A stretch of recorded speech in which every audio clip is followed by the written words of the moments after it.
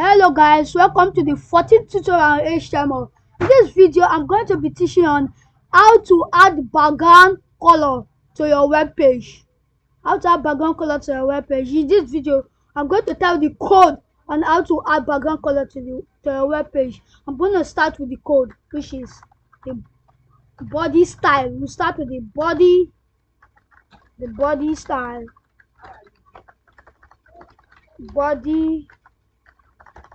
Sorry for your body style.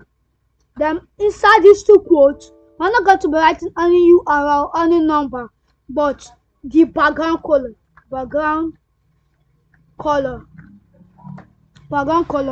Then this apostrophe is telling us to put the name of the color. I'm gonna put something like gold.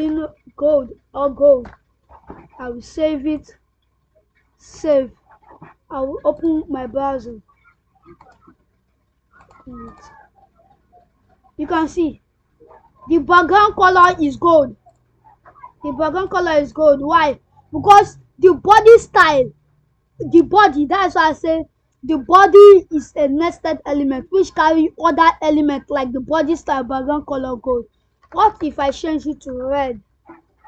I save and I refresh the page. You see it turn red.